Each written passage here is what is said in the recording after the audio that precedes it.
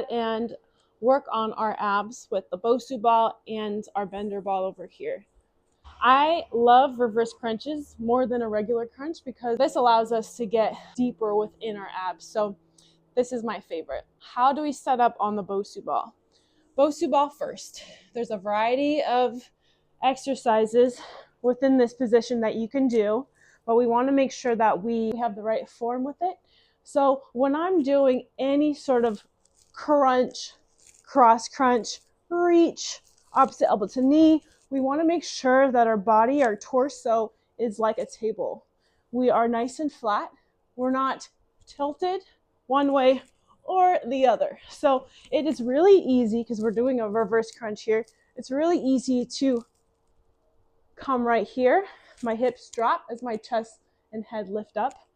So I want to think about, I'm tucking my hips underneath and lifting. So I'm like lifting up as I'm coming up here. So it's a nice straight line. So this is kind of like my resting point here. And this is where I'm going to be at the very top. It's really not much. It's more focused on the negative this way.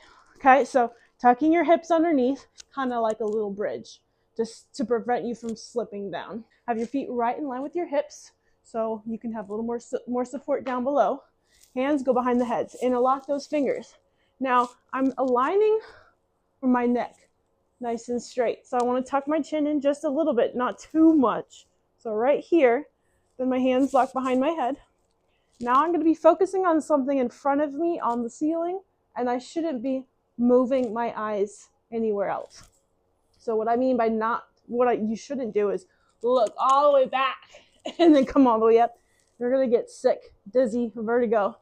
You want to inhale as you wrap around, get a nice stretch in your back. You're dropping your elbows down, so everything is open. Inhale. I can even drop my hips too here so I get a nice stretch. Then when I crunch up, I tuck my hips under. And I want to think about lifting my chin and chest up to the sky. Not this way, not crunching down, but lifting. But I want like an inch or two between my chin and my chest to keep this from moving around. Exhale all that air out, feeling a shake in your core. That's what we want. And then inhale, big stretch down. Exhale up, lift, not crunching down, but lifting up. And inhale, slowly drop down. Now the same goes with an opposite crunch. Exhale as we crunch, twisting to the side, keeping our hips up. Inhale, wrap around. Exhale, twist, hold, and drop. And even with the reaching here, keeping our hips up, keeping ourselves nice and flat. We're not dropping our chest down. We're staying in a straight line to align our spine. Exhale as you crunch, crunch. So you can do a lot with this position here, even crunching, lifting up, keeping those hips up, or you can keep that leg straight, one-sided, or you can alternate each time. It's a great one. Now with the bender ball. Okay, so lining the ball right in line with the middle of your spine. Same thing. Inhale down, exhale up. However, our hips are dropped.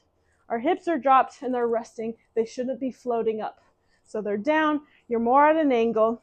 So therefore you get to go a bit deeper with your opening up here.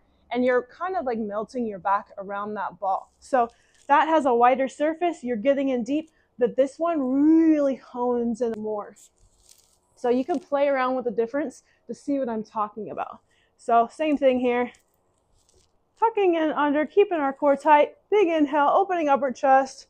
We're still looking at the wall or the ceiling. Exhale, lift. Now, let's say you need a little more support. Your back's kind of feeling it. I want you to slide down to let the ball go higher up on your back. Not too high, but just a little bit. So you have a little more upper support. And you can also focus on a little higher up on the abs and also stretching the back out a bit higher. And then if we go back to the center where we just were, and we're like, I want it to be a little more challenging. Then I slide up the ball and it goes lower on my back, keeping my hips down, but it's harder for me to stay up because I'm getting more support down here, but all of this up here is holding up for dear life. It takes me longer to get down and then up. Feeling that shake? I'm not letting up on that ball. So this is the thing here. When I crunch up, the ball gets a little bit bigger. I'm not putting much pressure on the ball anymore. But I want to still keep this pressure down. So straight line with the spine. I'm not lifting up. I'm here and come back down. So try it out. It might take a few times to figure it out. But once you do, they both are amazing to stretch out your back, to get deep in your core, and it's just less strain on your spine.